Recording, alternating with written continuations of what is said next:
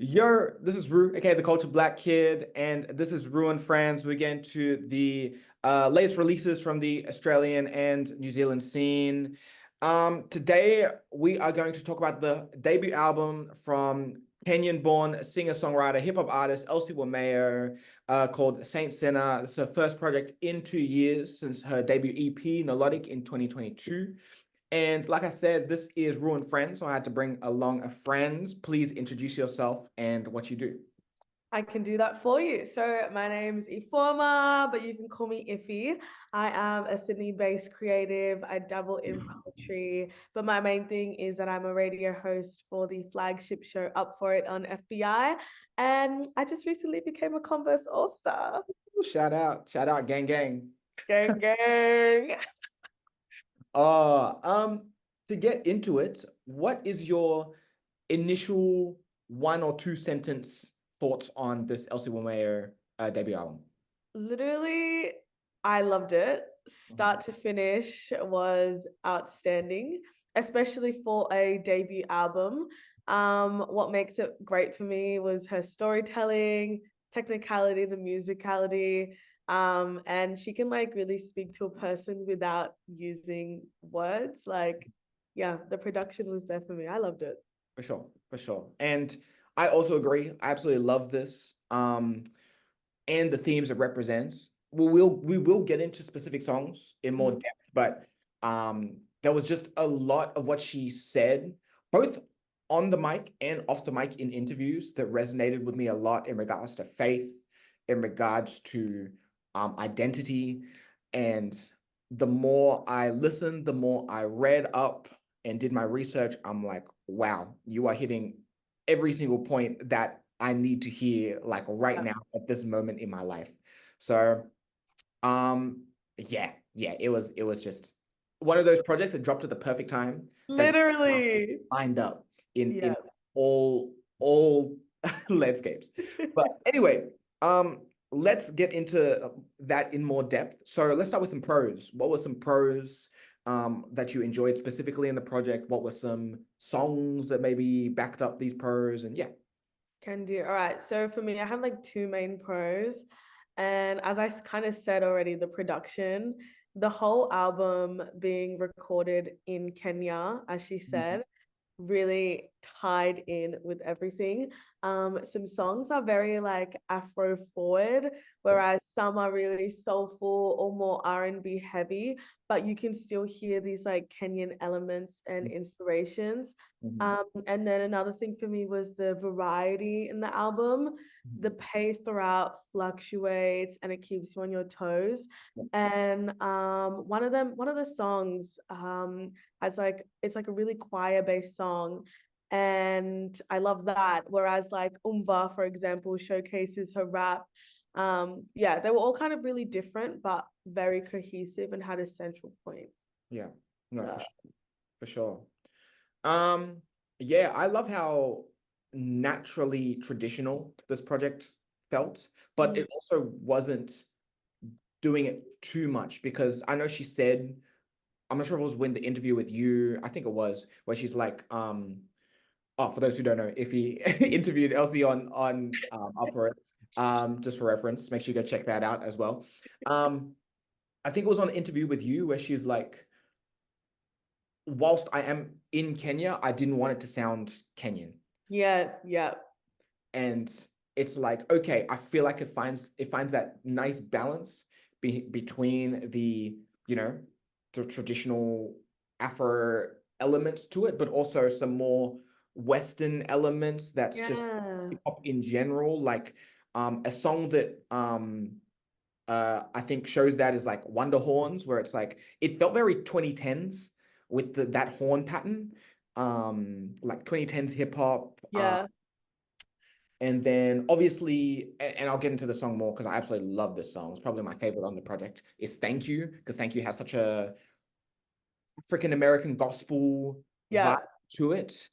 But yeah, still in saying that, yeah, the touches of Afro production throughout is crazy. And she made a really good point about working with You know, it makes sense to work with someone who actually is from the country and knows Yeah, exactly. instruments, because then it adds that flavor more naturally than someone in Australia is not gonna get that. At all. Like they're never gonna get that. And I love the fact that she really stuck to her roots. Yeah.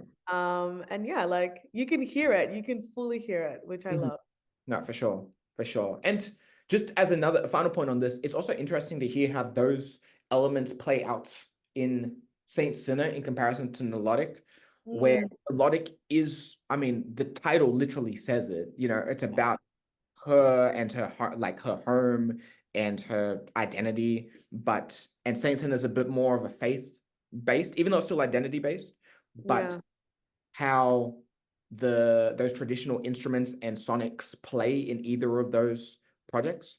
yeah. Um, but yeah, she let me go back to Thank You, just because that, like I said, that was probably my favorite on the project. I wrote a whole thing. I said, Thank You is the most beautiful song, one of the most beautiful songs I've heard this year. It hit me at a perfect time on a personal note.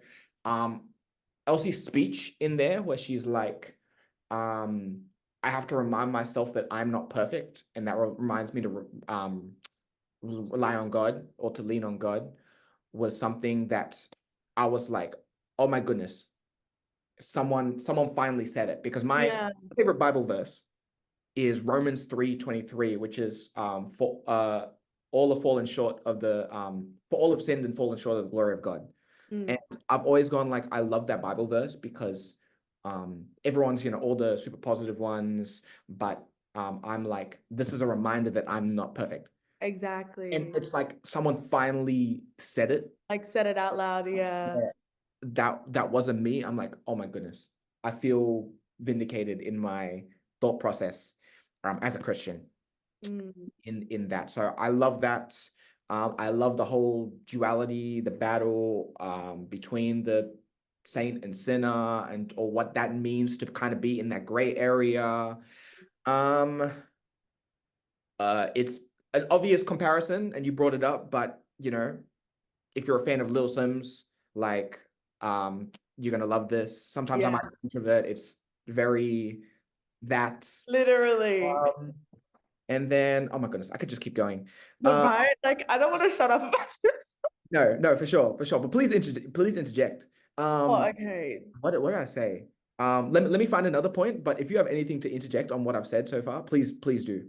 No, literally with like the faith-based songs. I think it's Selah, that is the song where Yeah, um I, I can't even explain this. I remember hearing it. How am I even gonna like explain this? This song pretty much is in her mother tongue. It's like a bunch of men or a choir and they're singing it was the Lord's Prayer. the Lord's Prayer, and it is so beautiful. It's so lovely. And then she kind of comes in halfway with this spoken word. And for me, when it hit that point in the album, that's kind of where I go, this is serious. Like, it's serious. And she utilized so much technicality in that one song. And it kind of puts it at a turning point throughout the album, which I really admire as well.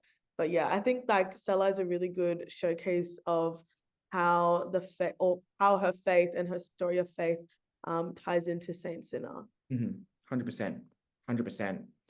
And you brought up like mother tongue, like Mm. speaking in her language, lyrically. And again, another quote that she said, which was about, lyrics sound so much deeper when they're in the mother tongue than in English. Yeah. And it made me think back to, some identity stuff with me. I know that you're Nigerian, correct? Just to double check. Yeah, so I'm sure for you, it's like if you hear something in your tribal language, that you're like, that just hits It hits so a lot much more different than different. anything ever could. Yeah. So, and whilst I can't speak Afrikaans or Zulu or Afrikaans, because yeah, whilst I can't speak Afrikaans, I know that if and when I learn it, it's gonna just hit like Yeah, of so much. course. Of So course. just the way that it's used to be like, no, this conveys the message so much more than if I just said it, is Yeah.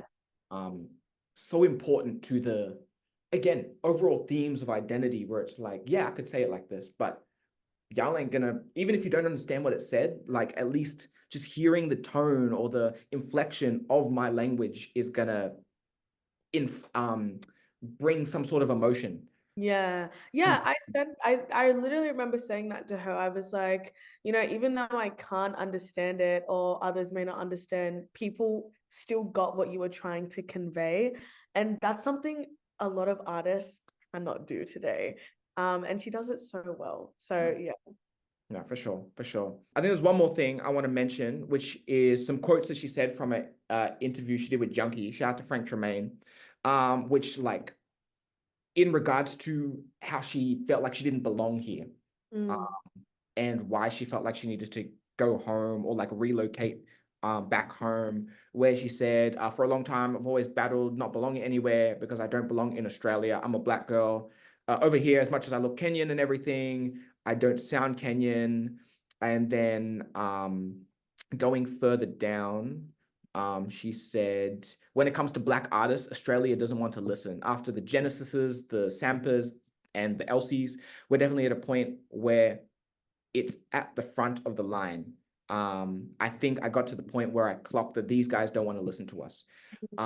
So, and when I read that last night, as I was writing these notes, I was like, wow, like that is probably one of the most powerful quotes Yeah.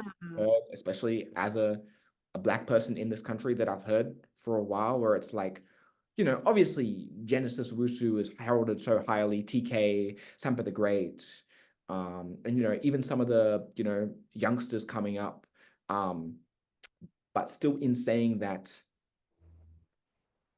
there's still a lot more recognition that we're not given, or it's a different type of recognition that's like, yeah, cool, okay, Yeah. did this, but we're not this. No, exactly. And an artist I kind of see that with a lot, or saw that with a lot, was TK Maidza, but we're not going to get into that. That's a whole other different thing. But with Elsy, and like what she said is so true, because even her making this album now, if she were to solely produce this in Australia and kind of only release it for Australian ears or Western ears, it would not sound the same. It would not be the same. It would not be held as to a higher regard as it is right now. And I feel like it would be a lot more watered down, which sucks. And a lot of Black artists in Australia or in Sydney, they have to water down their music. If Elsy wanted to make Saint Sinner in Sydney, I genuinely believe that a lot of the themes that we'd be hearing or that she added would not have been there. So I completely agree with what she's saying. Yeah. I've never, like, I love what she said. Yeah. No, for sure, for sure. And it also adds to the lore of the album. Like this was recorded solely in Kenya. Mm. If you heard this, even as it is right now, but you're like, but this was recorded in her hometown of Adelaide, it's like Uh, but, yeah, okay. an amazing project. But okay, cool. Yeah, exactly. Like, Yeah, yo, you recorded this at home. I know that some of the levels that you tapped into to get this is life changing. exactly. Exactly. No, it hits so much harder the fact that she did it in Africa. I love it. For sure, for sure. And just as a final point, just to rattle up a couple songs, other songs that I really enjoyed. I really enjoyed Saint. I enjoyed Conquer, Umva, obviously. Oh yeah. Um, yeah, yeah. Yeah. I'll name those couple. Are there any other songs that you haven't mentioned that you Oh, enjoyed? hell yeah. I feel like for me, literally Repercussions, the opener, the beginning. One thing about me is that when I listen to a song, I always kind of listen to the production and the music before I even consider the lyrics. Mhm. And she delivered for me. It gave melancholy, and then she kind of did like a 180 to give us lyricism and techniques all in the song. And the bass, like it spoke to me. And yeah, I really enjoyed that one a lot. And I think that's it's a slept on song. It's a short one, but it's slept on, and you can really hear how amazing it is. As well. I listen to that song every single day. It's actually so bad. I It think I is. was scrolling back on your like just to see where exactly your interview was on the FEI website, and I'm like, okay, is it here? And it's just like Umba, Conquer. So bad. No, like, but people, I know y'all are sick of me, but I'm sorry, I will never get sick of that song. It is kind of everything I want in a hip hop song, and it's very drill forward and new age, but it once again has those Kenyan elements, and it's so African and it's so black. Yeah, and I love her ability to combine like two different sounds or atmospheres. And yeah, Umba does it for me. Like she completely killed it on that one. And even Sinner, which was I think the first single she released ahead of the album. I that one had to grow on me a bit, but as I kept listening, I was like, I love this song. Like I had like kind of just forcing myself to listen to it. I really, really enjoyed it. Yeah, I think towards the end of the song is one of my favorite parts. The production of the beats, amazing. And you can really see how much of a natural born storyteller she is when you listen to Sinner. Because as I said, I listened to the production, that wasn't hitting for me. So I went to the lyrics and I was like, she's eating, like she's really telling a story. And yeah, I love Sinner as well. So those are like my three standouts for me. For sure, for sure. And actually that's a perfect segue into maybe some cons on the project. If there unfortunately maybe wasn't something that wasn't your favorite thing about the project. I only have two small ones, and you just referenced one, which is Sinner, which topically amazing, 100%.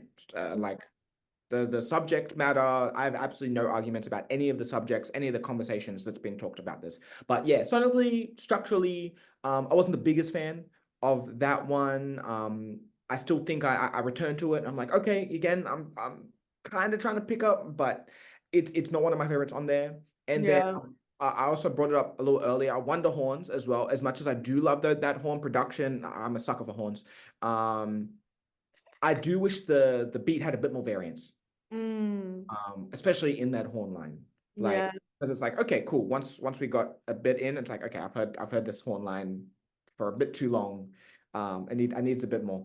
But apart from that, I have no other complaints. No, Um, yeah. do you have any cons?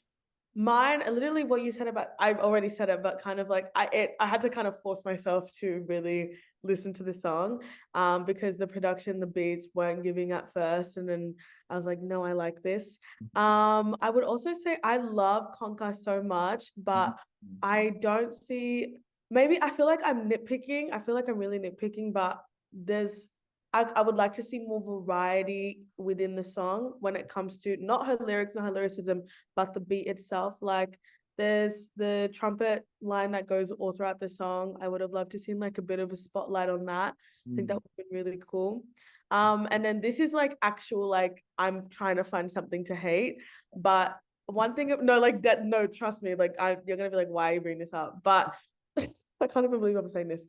Before, like when she released the singles ahead of the album, I feel like she released one too many, because I don't know, I think three, and I say this for all artists, I think three is the perfect number before an album or a project to kind of release. He released four, I think, but I was like, you could have one less. I think maybe Pini Lara could have been kept not as a single, because I don't know, like I feel like she kind of gave too much away within before the actual release. But that's like real deep down, I'm trying to find something to be mad at. Yeah, no, for sure, for sure. I'm not mad at that take, Mm. because and thankfully this is an album, so it's how many tracks we got? 13 tracks. Yeah. So four singles out of 13 tracks. That's still decent Yeah. for all out. It's just the coming at it as a fan of being like, I want more more mystery, just a smidge more mystery. But it's so interesting because we then think back to the most recent Minor Doe and Chanel Loren releases, where they drop like 3-4 singles from the 6-track EP. And it's like, yeah, it's kind of an interesting balance. But I do agree that maybe Pinilara could have been held off. Yeah. But it's, again, like you said, it's so nitpicky, but Really, it's a smidge of a problem. No, for sure. It's like it's borderline hating at that point. I know. She's gonna listen back like, oh, you didn't say that to me before. Oh, too good. But anyway, let's get into our final rating of this project. So just to remind you and remind anyone watching, this is my rating system. You can either say I am here for this. It depends on the day whether I'm here for this or not, or unfortunately I am not here for this. So Ify, what is your rating? I am here for this. There's no day where I'm not here for this. It is a strong album for me. And right now, one of my favorite, like top 3, top 2 albums of 2024. I guess when it comes to like Australian artists, for sure. The length is perfect. The story is perfect. It is a beautiful album with beautiful imagery. And that is all I ever want from an artist. And also, I think hearing this live would change me. It would finish me. So that's another thing I look for. And, hearing this, I'm like, this would hit just as hard live and in person than it does like from my headphones. So I love this album and I always will. For sure. Definitely manifesting that Phoenix Central Park. Oh, no trust. Like, I'm gonna get it done. Get it done. But yes, I'm also here for this. Like I mentioned, this dropped at a perfect time in my life for me, identity-wise, faith-wise. And yeah, I'm actually kind of happy. No, well, yes, I am actually kind of happy that this review didn't turn into a whole diatribe, because it could have, like a whole panel discussion, because it is. This album is a panel discussion that needs to happen. So, yeah, but that's my rating. But let me know what you guys think. Are you here for this? Is this not really for you? Let me know. Ify, thank you so much for jumping on this review. Finally got round to one. Oh, God. Here's where I let the people know where to find you, what's coming up, and yeah, all the deals. Oh my God, gorgeous. So Instagram is fatrishbish with a PH. Same with all my socials. You can go onto the FBI Radio website for my show. And coming up, I will be interviewing, I think I'll be interviewed Becca Hatch by now, and Buster, which will be really cool. So go check those out as well. Amazing. Thank you so much once again. You are listening to Ruined Friends. I was almost about to say my other show. I am the Culture Black Kid. Ify, catch you next time. Peace.